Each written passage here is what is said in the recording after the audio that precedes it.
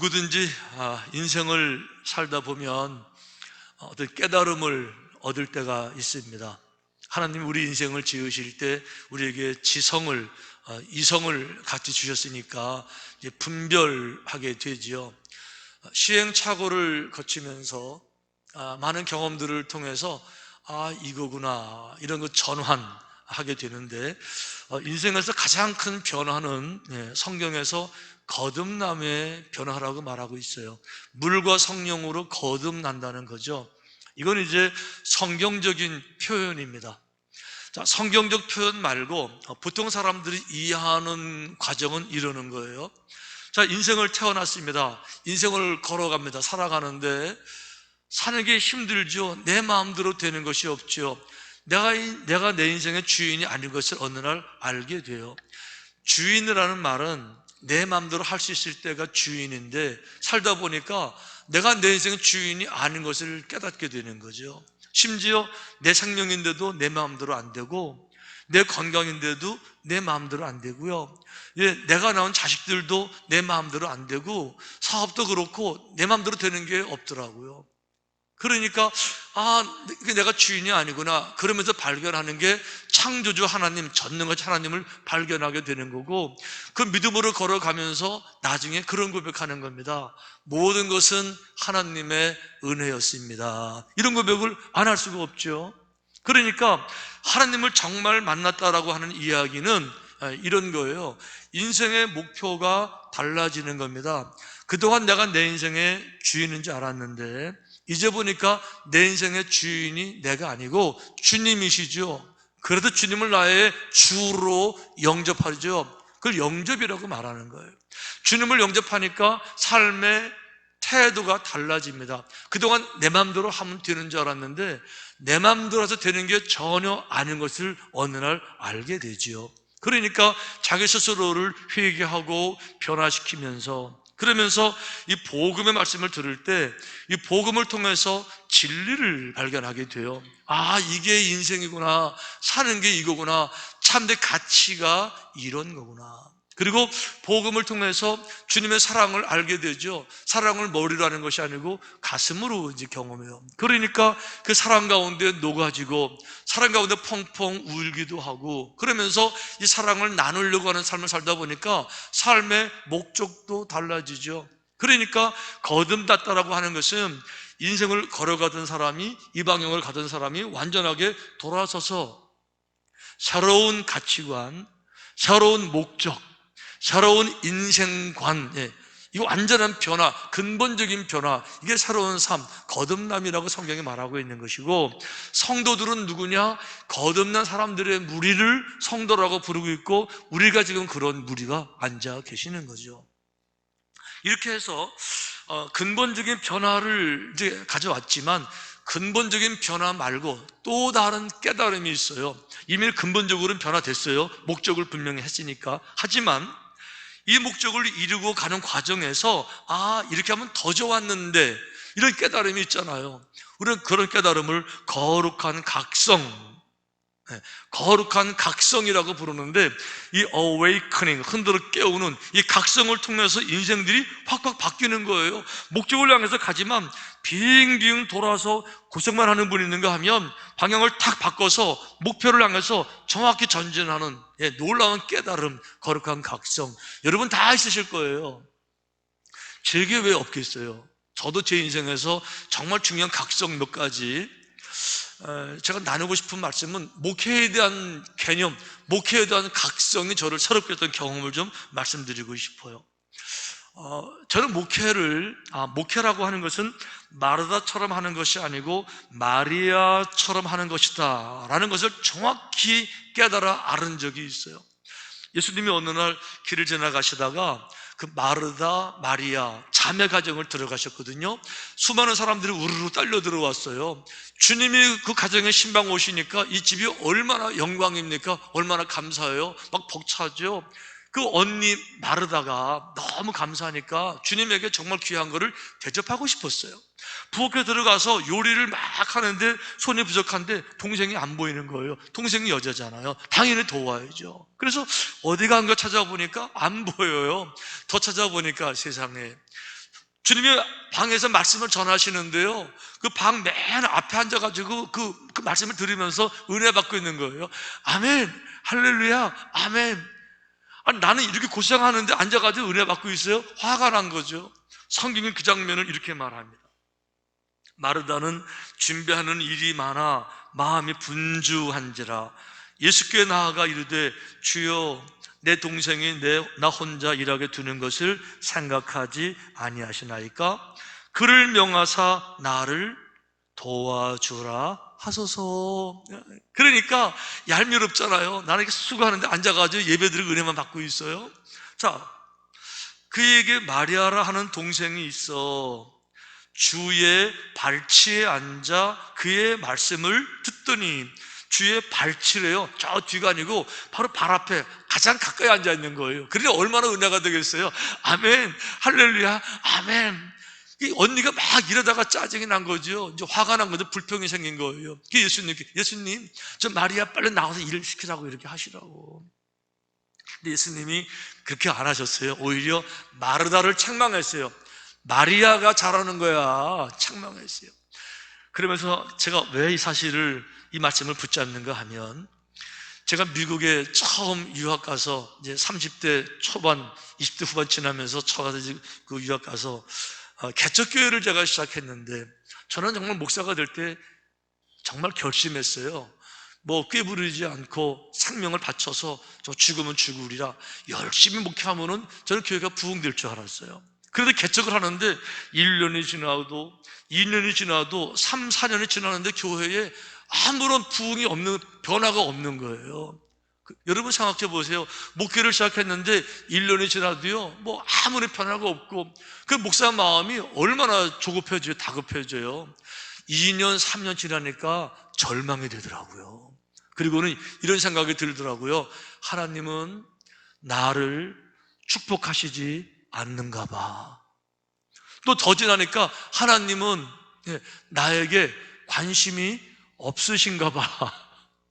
좀 더 나가니까 나는 하나님에게 잊혀버린 사람인가 봐. 하나님의 기억에서 잊혀진 그런 목사. 이 패배감이, 절규가 절망에 찾아오는데 견디지를 못하겠는 거예요. 그래서 제가 찾아간 곳이 그 당시에 하와이 코나에 있는 소위 말하는 예수 전도단이었었어요. 왜냐하면 그 예수 전도단은 소문이 나기를 전 세계에서 가장 성령 충만한 공동체, 지금도 그렇지만 전 세계에 선교사를 가장 많이 보내는 단체, 이렇게 알려졌거든요. 마지막 시대에 정말 선지자들이 모인 곳. 그러니까 저는 거기 가서 좀 잘 배워서 목회를 좀 잘하고 싶어서 거길 제가 찾아갔어요. 찾아가서 그 공부하는 커리큘럼 과목들을 쭉 보는데 제가 실망이 됐어요. 잘못 왔나 보다. 왜 그런가 하면 제가 찾아간 것은 목회를 잘하려고 찾아간 거거든요. 그러니까 목회를 잘하는 법, 뭐 이런 과목이 있어야 되잖아요. 교회를 성장시키는 법, 교회 성장학, 뭐 이런 과목이 있어야 돼. 그런 과목은 아예 없는 거예요, 전혀. 그리고 과목의 내용이 뭔가 하면 하나님의 음성을 듣는 법, 하나님의 마음을 깨달아 아는 법, 하나님과의 친밀감, 회복, 뭐 이런 것밖에 없는 거예요. 그런데 제가 그런 말씀을 제가 들으면서, 몇 주 공부하면서 말씀을 들으면서 제 마음이요, 완전히 녹아져 내렸어요. 이게 진리였었어요. 이게 생명인데 제가 딴짓하고 있었던 거예요. 그러니까 이거예요. 은혜가 뭐죠? 은혜라고 하는 것은 어떤 훌륭한 사람도 사람이 사람에게 줄 수 없는 거예요. 아무리 공부를 많이 하고 뭐 지식이 뛰어나고 경험이 많이 있어도요, 사람이 만드는 것은 결국 IQ 150이 만들어낸 거예요.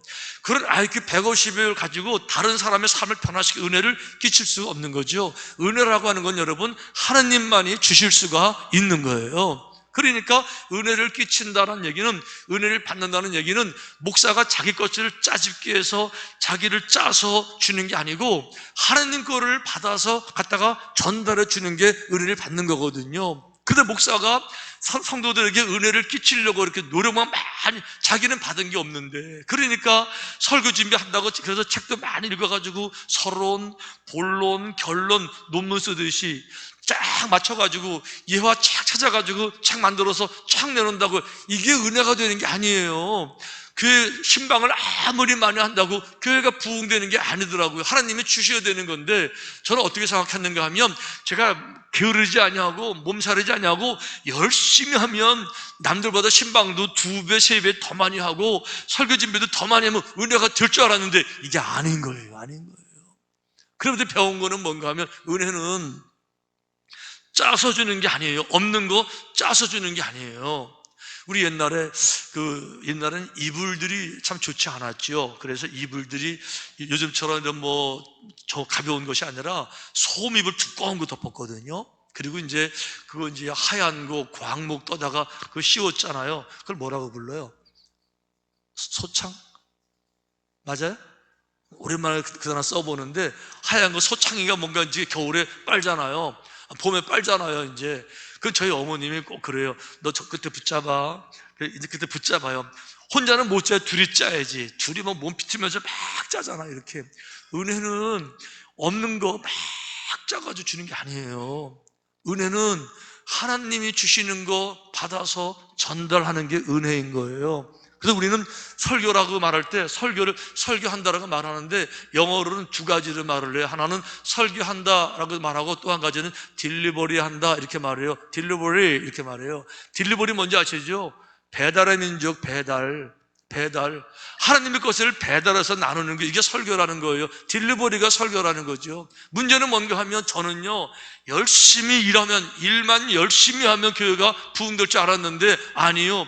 일하는 것보다 더 중요한 거는 내가 먼저 주님의 은혜를 받았어야 되는 거예요. 내가 먼저 은혜를 채웠어야 되는 거예요. 저수지가 농사 지을 때 모든 농들에게 얼마나 중요해요. 저수지 물을 다 빼서 농사들을 짓잖아요. 그런데 저수지가 물을 주려면요 자기를 먼저 채웠어야지요. 비가 많이 왔었을 때 물을 가득 채우면요 저수지 물이 흘러 넘쳐가지고 아랫눈으로 가는데, 저수지가 바짝 마르는 거예요. 저수지가. 제가 그런 꼴이었었어요. 날마다 너무 열심히 해서 신방도 너무 열심히 하고, 날마다 잠도 많이 못 자고 너무 열심히 하는 바람에 탈진되고 받은 건 없는데, 제가 거기서 그걸 배우는 거예요. 중요한 거는 내가 먼저 받아야 된다. 목사의 마음에 자기가 먼저 은혜를 받아서 사랑이 막 넘쳐야 사랑이 넘나는데, 목사가 사랑이 없어요. 하도 교인들이 불평만 많이 하니까, 교인들이 비판만 많이 하니까. 목사도 인간이잖아요. 그러다 보니까 이게 감정을 거스르죠. 화가 나죠. 한두 번이 아니고 이 사람 건드리고 저분 건드리면요 짜증나죠. 강아지 기를 때 탁 때려봐요. 악만 남잖아요. 그러니까 자꾸 건드리니까 사랑이 남는 게 아니고 이제 악만 남아가지고 누가 뭐라 그러는 거 아니야 이러고 있으니까 무슨 목회가 되냐고, 그런 것들이. 그러니까 내가 먼저 나를 사랑으로 채워되는 게 먼저더라고요. 내가 내 마음에 사랑이 없는데 어떻게 다른 사람을 사랑의 사람으로 내가 만들어내냐고요. 내 마음에, 설교자의 마음에 정말 강같은 평화가 없는데, 설교를 듣는 사람들에게, 여러분 설교하는 목사의 제 마음에는 강같은 평화가 없습니다. 그런데 성경에 약속했으니까 이거 나는 패스하고 여러분 가지세요, 받으세요, 이게 되냐고요. 그래서 배운 게 뭔가 하면, 목회는 마르다처럼 열심히 한다고 되는 게 아니고 마리아처럼 자기가 먼저 은혜를 받아야 되는 거다. 아멘. 이게 목회만 그런가요? 아니요. 성도들도 똑같다는 거예요. 성도들도요 봉사 많이 하지만 자기가 먼저 기도하지 않으면, 본인이 먼저 은혜 받지 않으면요, 제가 분명 알아요. 한 달 만에 시험 들어요. 맨날 못한다 그래요. 찬양대 여기 많이 계시지만 잘 들으셔야 돼요. 똑같아요. 여러분들이 하시지만, 찬양대 하지만 여러분들 은혜가 깨지면요 당장 시험 들어요. 해가지고 한 해 못하니 당장 그만하고 그만두는 거예요. 그러니까 봉사도 중요하지만 더 중요한 거는 기도라는 거죠. 아멘. 와, 이게 제 인생의 놀라운 각성이었어요. 참 놀라운 각성이었어요. 저는 그 이후에 제 목회의 모든 것은 하는 것보다 제가 먼저 은혜를 받으려고 노력 많이 하는 거죠. 그래서 남들 모르게 더 많이 기도하고 더 많이 그런 시간들을 다 공개하지 못하지만 저를 채우는 게 먼저라는 거, 큰 깨달음이었어요. 또 한 가지 큰 깨달음은 뭔가 하면, 새벽 예배에 대한 저의 관념이 완전히 달라졌었어요. 저는 신학교 졸업하기 전에 26살 때 결혼도 안 했고 졸업도 안 했는데 담임 전도사로 시골 교회를 부임했어요. 자, 신학교 4학년인데 이제 그 교회 가서 설교하고 하잖아요. 그리고 또 이제 졸업한다는 마찬가지지만 저를 가장 힘들게 한 거는 새벽 기도였었어요. 왜 그런가 하면은 밤늦게까지 숙제하고 리포트 쓰고 늦게 자는데 새벽 5시에 날마다 기도하는 게 힘들거든요. 자, 신학교를 졸업했습니다. 이제 전도사로 부임했어요. 그 숙제는 안 했지만 제가 좋아하던 게 뭔가 하면은 명화극장, 한밤의 명화극장 제가 되게 좋아했거든요. 근데 명화극장이 모두 밤 12시에 끝나요, 그거. 너무 재밌어가지고 보다 보면 12시씩 넘기거든요. 새벽 5시에 또 일어나야 되잖아요. 이게 완전 지옥인 거예요, 이게. 저는 그래서 어떤 분이 그러더라고요. 농담 삼아서 어떤 놈이 새벽 기도 만들어가지고 이렇게 먹기 힘들게 하냐고 누가 그러시더라고요. 제가 그래서 아멘 그랬어요. 그래서 누가 만든 거야, 새벽 기도 와서 제가. 너무너무 힘든 거예요. 이래가지고 제가 새벽 이제 밤늦게까지 뭐 영화도 보고 하다가 늦게 자가지고 새벽 기도를 못 나가잖아요.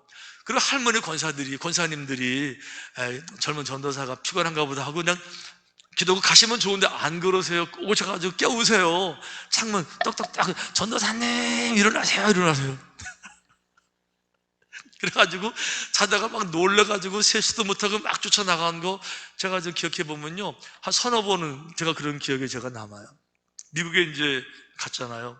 미국 가서 한국서도 힘들었는데 미국에서 얼마나 새벽 기도가 힘들어요.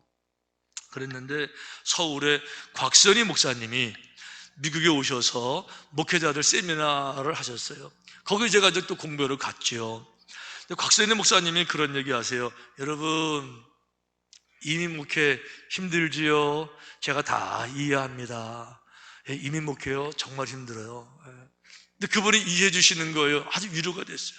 근데 그 다음 말, 제가요 힘든 이민 목회를 힘들지 않게 하는 방법을 알려줄게요. 제가 얼마나 기대가 됐겠어요. 근데 그 방법이 뭔가 하면 새벽 기도였어요. 새벽 기도를 하면 이민 목회가 안 힘들다는 거예요. 그러면서 당신의 얘기를, 자기 얘기를 하는 거예요. 여러분, 사람들은 서울의 소망교회 저 곽재인 목사를 보고 성공적인 목회라고 말을 합니다만, 사실 나는 성공적인 목회인지 잘 모르겠지만 어쨌든 이 정도 목회하는 것은 원인이 뭐냐? 새벽 기도입니다 라고 얘기를 하는 거예요, 그분이요.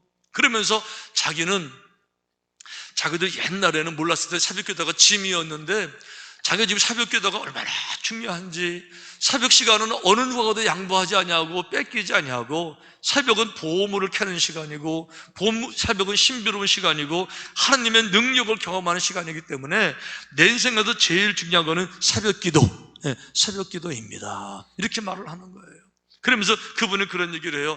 새벽 기도 나오잖아요. 5시 시작하잖아요. 이제 우리처럼 30분 끝나고 기도하잖아요. 6시부터 시간을 쓰면 6시부터 7시, 8시, 9시까지 3시간 동안을 전화도 안 오고 아무도 안 찾아오는데 3시간 동안을 충분히 성경도 읽고 기도도 하고, 새벽 기도 1시간 정도가 아니라 아주 새벽 시간을 전부를 다 정말 기도도 하고 이렇게 쓰는 게 자기 인생에서 얼마나 큰 축복인지 모른다는 거예요. 왜 그런가 하면 9시 되기 전에 새벽 기도 말고도 3시간을 더 자신을 위해서 시간을 쓰는 거예요. 그럼 9시에 출근하는 목사들은요, 9시 출근했어요. 10시, 11시, 12시까지. 9시에 출근해서 12시까지 3시간 또 할 일을요, 곽재인 목사님은 출근하기 전에 9시 전에 다 끝내버리시는 거예요, 벌써 이렇게. 수학 계산이 어려워요? 산수가 어려워요? 다른 사람은 9시에 출근해가지고 10시, 11시, 12시 3시간 할 것을 당신은 새벽 기도 끝나고 새벽 계속해서 말씀도 읽고 설교 준비도 하고 기도도 하면서 그 3시간 동안 목회 구상을 쫙 이렇게 하니까 9시 전에 다른 사람들이 12시까지 할 일들을 벌써 싹 끝내놓은 거예요. 누가 그분을 이길 수 있겠어요? 누가 그분을 앞서갈 수 있겠어요? 그런데 그분은 그렇게 말하는 거죠. 내가 새벽 기도의 비밀을 알고 나니까 이제 보니까 내가 아는 것이 아니라 성경에 하나님을 만난 모든 사람들은 새벽 시간의 비밀들을 다 알고 있었더라. 다 알고 있었더라. 성경만 알고 있는 것이 아니라 역사 가운데서 위대한 삶을 살아온 사람들은 새벽 시간의 비밀들을 다 알고 있었더라. 그러니까 종교개혁을 한 마틴 루터도 2시간씩 새벽 기도한 사람이고요. 우리 감리교, 그때 감리교, 이분이 장로교 목사잖아요. 감리교 얘기 그때 꺼내시더라고요. 감리교를 창시했던 요한 예슬 목사님도 새벽에 2시간씩 기도하신 분입니다. 이렇게 말하는 거예요. 그러니까 어마어마한 일들을 다 이뤄내신다는 거죠. 이 한 번의 강의가 제 인생을 바꾼 거예요. 제가 가슴을 듣는데요, 막 가슴이 뛰는 거예요. 아, 눈이 확 그랬던 거구나. 제가 그 세미나 마치기 전에 결단했어요. 내 인생에 이제 새벽을 내가 깨우고, 더 중요한 거, 새벽 일 끝나고 절대 집에 가지 않고, 절대 잠자지 않고, 새벽에 보물을 내가 캐리라. 그 이후로 계속 제가 이렇게 살아가는 거예요. 그러다 보니까 좋은 삼천교회 목사하고 있잖아요. 저도 이렇게. 제가 너무 은혜를 많이 받아가지고 결단을 탁 내린 다음에 그 교회 와가지고 전 교인에게 제가 선포했어요. 이렇게 말해. 우리 교회 이제부터는 새벽 강단을 붙잡는 교회. 이렇게 제가 특세를 처음 시작했는데요. 놀랄 준비하셔야 돼요. 특세 우리가 20일 특세하지만은 올해 하면 40일 정도 하잖아요. 제가 40일 가지고 양이 안 찼어요. 얼마나 결심이 컸는지 제가요 150일 특세를 선포했어요. 특별 새벽 특세 150일 이렇게 얘기했어요. 왜 그런가 하면 시편이 150편까지 있잖아요. 시편 150일 특세 이렇게 했어요. 날마다 한 장씩 읽어가면 150일 동안 모든 중직은 싹 나와야 됐고요. 150일 동안 날마다 아침 먹었어야 됐어요. 우리처럼. 힘들었겠어요? 힘들었겠어요? 안 힘들더라고요. 안 힘들더라고요. 은혜를 받으니까 펄프고 힘들은 않은데 안 힘들더라고요.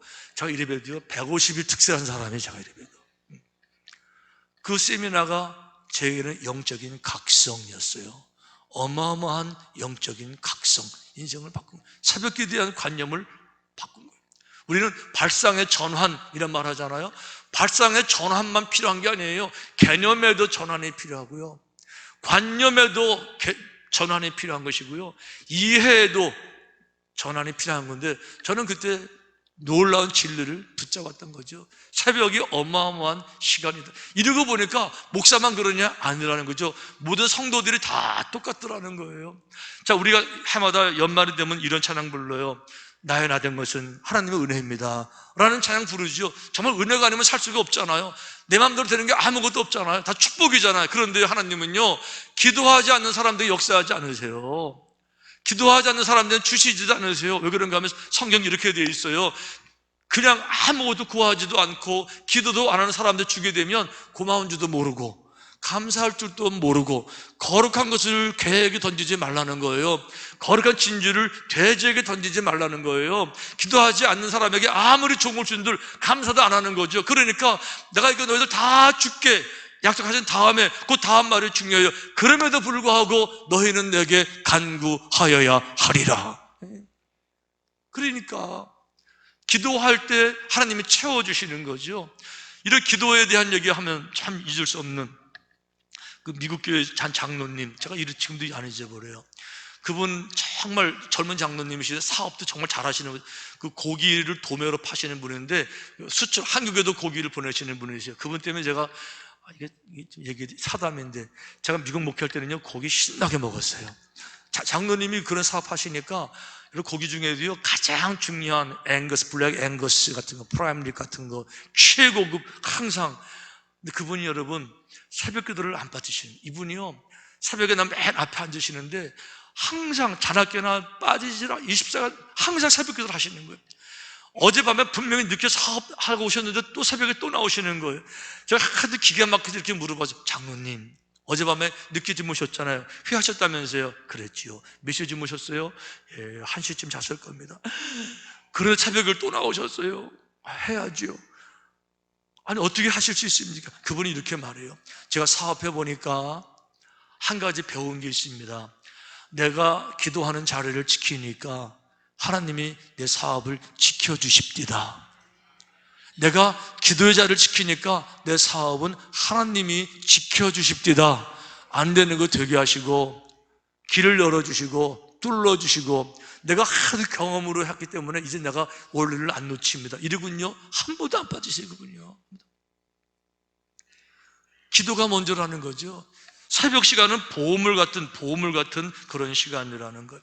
내가 새벽을 깨우리로다. 이 이야기는요, 여러분 지난주 기억나시죠? 다윗이 한 얘기예요. 사울 왕에게 쫓겨서 굴로 막 도망다니면서 엉 울면서 하나님 언제까지니까 도망자 세월 이러면서 한탄하고 울고불고 했던 이거 하다 보니까 정신이 번쩍 나는 거예요. 내가 이렇게 늘 울고불고 그냥 죽는 소리하고 도저히 이거 할 거 아니라는 거, 이렇게 못 살겠다는 거죠. 내 힘으로 안 된다는 거죠. 그러니까 내가 이제부터 하나님을 진짜 믿고 정말 전능한 여호와심을 내가 정말 내가 물려받고 그분의 도움 받아가지고 이 환경, 도망다니는 도망자 생활 뒤집어 엎어서 새벽을 깨우고 인생을 깨우게 내가 결심합니다. 이러고 나오는 말이 그 얘기잖아요. 하나님이여 내 마음이 확정되었고 내 마음이 확정되었사오니 내가 노래하고 내가 찬송하리다. 내 마음이 확정돼서 내가 결단합니다. 결심합니다. 이런 얘기잖아요. 내 영혼이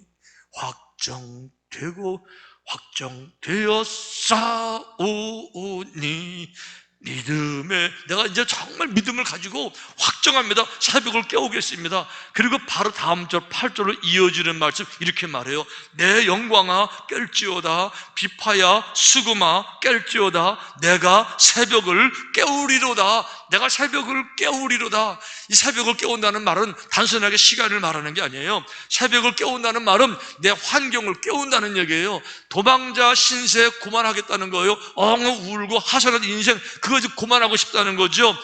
비파를 깨운다는 거죠. 환경을 깨운다는 겁니다.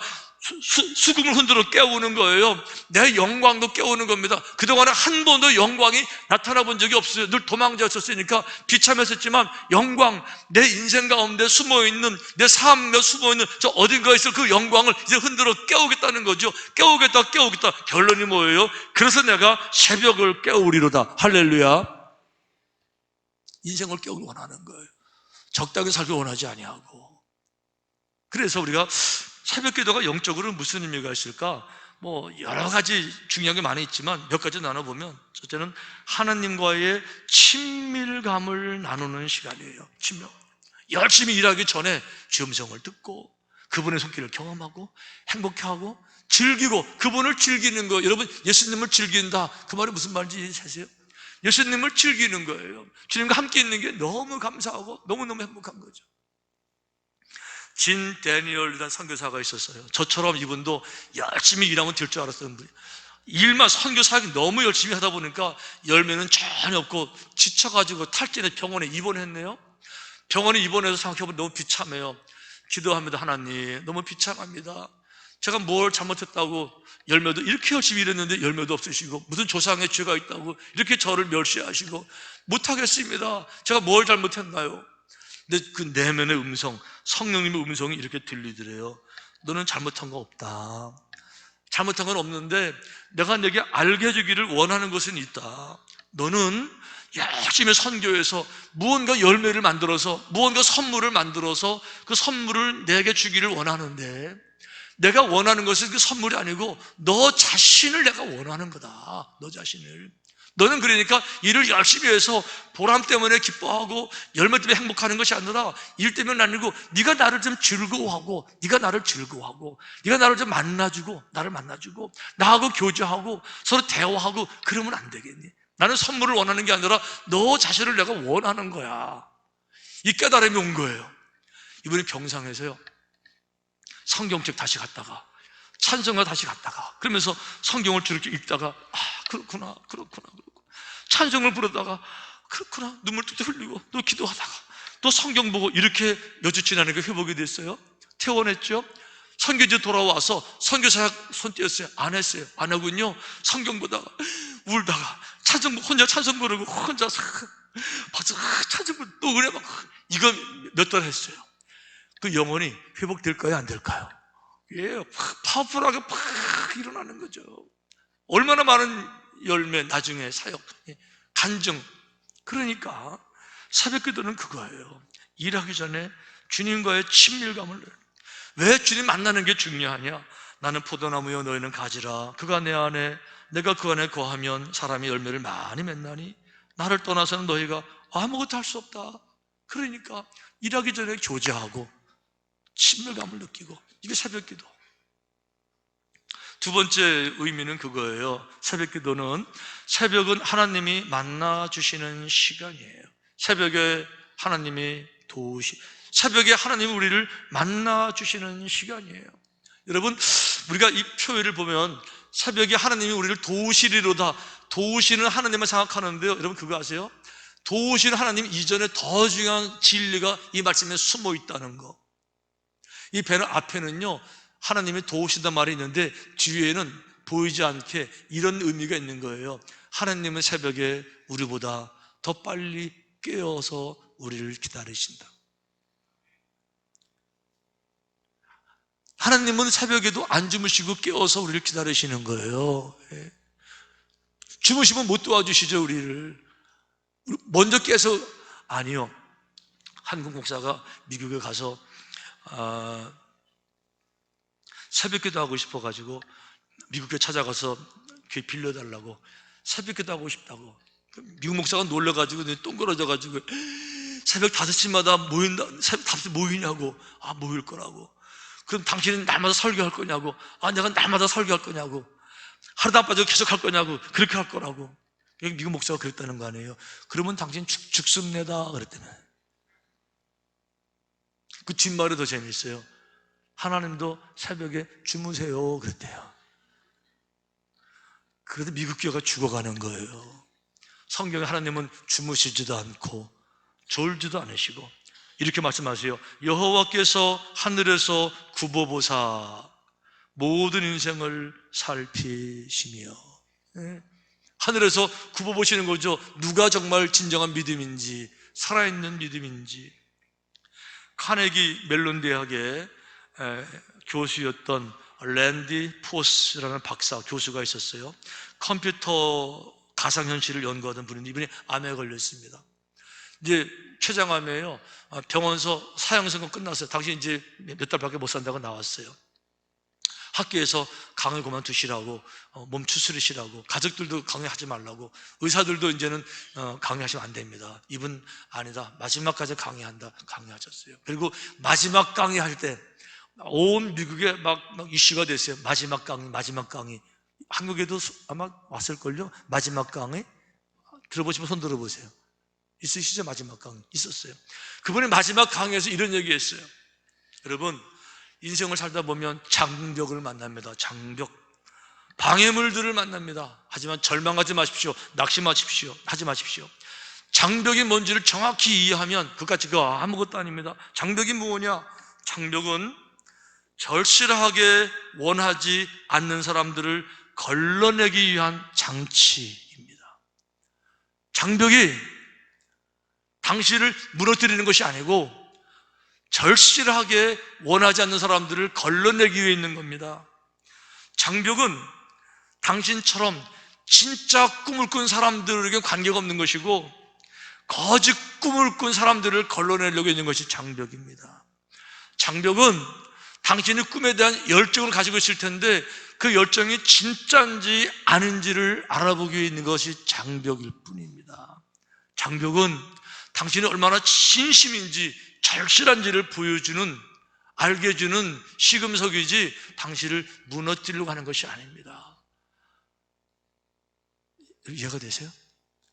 이 말을 제가 듣는데요, 제 마음 막 뜨거워지면서 여기다가 새벽 기도를 딱 붙이니까 정확하게 딱 떨어지더라고요. 새벽 기도가 뭐냐고요? 일어나기 힘들어요? 너무 추워요? 비 와요? 눈 와요? 아니요. 새벽 기도는요, 절실하게 원하지 않는 사람들을 걸러내는 장치예요. 새벽 기도는요, 진짜 믿음인지 아닌지를 알아볼 수 있는 좋은 기회가 되는 거예요. 새벽 기도는요, 우리가 가진 이 꿈이, 이 믿음의 열정이 진짜인지 아닌지를 알 수 있는, 착각하면서 믿음이 있다고 하는 그런 거 말고 진짜 믿음인가 아닌가를 구별하는 놀라운 능력이 된다는 거죠. 그래서 하나님은요, 새벽에 일어나는 사람들을 찾으시는 거예요. 그분의 모든 기적은 거의 다 새벽에 일어나는 거예요. 이스라엘 백성들이 광야를 지날 때 불기둥과 구름기둥도 새벽에 나타나는 거고, 만나도 새벽에만 떨어지는 거고요, 홍해바다도 새벽에 갈라지는 거고요, 모세가 율법 받을 때도 새벽에 받은 거고요, 여리고성이 무너진 것도 새벽이고요, 마리아가 부활한 주님 만난 것도 새벽이고요. 아니요, 예수님은 자신이 새벽에 일어나셨어요. 새벽 아직도 밝기 전에 예수께서 일어나 나가 한적한 곳으로 가서 거기서 기도하셨다 그랬어요. 주님도. 새벽은 짐이 아니에요. 새벽은 부담이 아니에요. 새벽은 인생을 깨우기를 원하는 사람들이 놀라운 축복을 받을 수 있는 어마어마한 축복의 장소라는 거죠. 아멘. 아멘. 그래서 우리는 다윗의 마음을 배워야 돼요. 다윗의 믿음을 배워야 돼요. 어떤 상황에도, 모든 상황 속에서도 나는 믿음을 가지고 새벽을 깨우리라. 새벽을 깨우기로는 확정하고 또 확정하고 또 확정했도다. 그런 성도가 되시기를 주님의 이름으로 축원합니다. 축원합니다. 우리 성전을 나가기 전에 내가 새벽을 깨우리로다. 다 일어나셔서 우리 다윗 마음 가지고 주님을 찬양하십시다. 찬양의 기도로 주께 나아가십시다. 모든 상황 속에서 동굴이건 광야건 어디든지 간에 낙심하지 아니하고 내가 인생을 깨우리로다 찬양하십시다.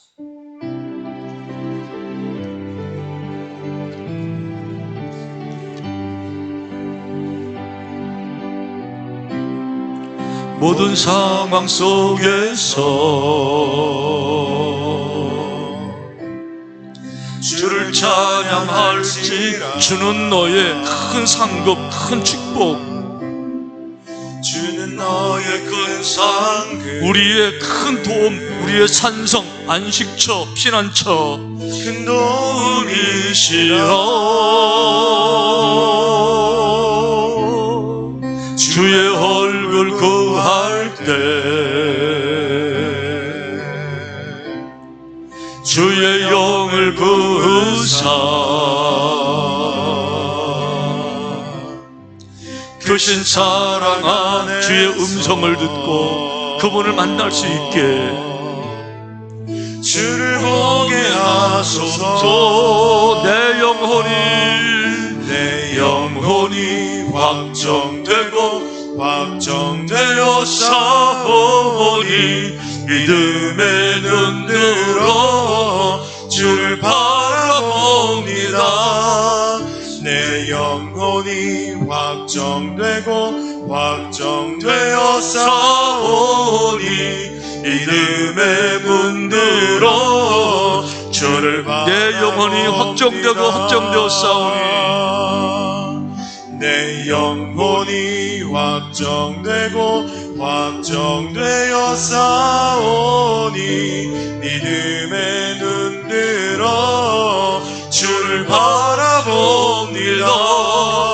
내 영혼이 확정되어 싸우니 믿음의 눈 들어 주를 찬양할 때 주의 나라 이미 임했네. 주를 찬양할 때 새벽을 깨울 때 주의 은혜가 이미 임했네. 그의 영원한 나라 보게 하세. 내 영혼이 확정되어 싸우니 내 영혼이 확정되어 싸우니 믿음의 문 들어 주를 바라봅니다. 내 영혼이 확정되어 싸우니 믿음의 눈 들어 주를 바라봅니다.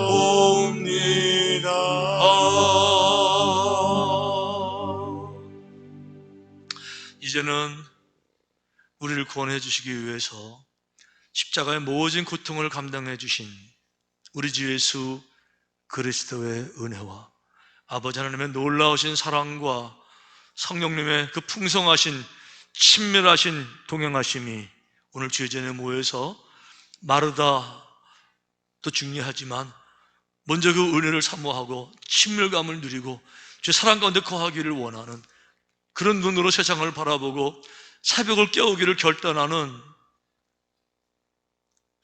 마지막 시대의 진정한 하나님의 모든 백성들, 이 시대를 주님께서 내 어깨에 짊어져 주셨다고, 이 시대를 짊어지고 나가기로 결단하는 마지막 시대 진정한 제자된 우리 모두 위에 지금부터 영원히 함께 하시기를 축원하옵나이다. 아멘.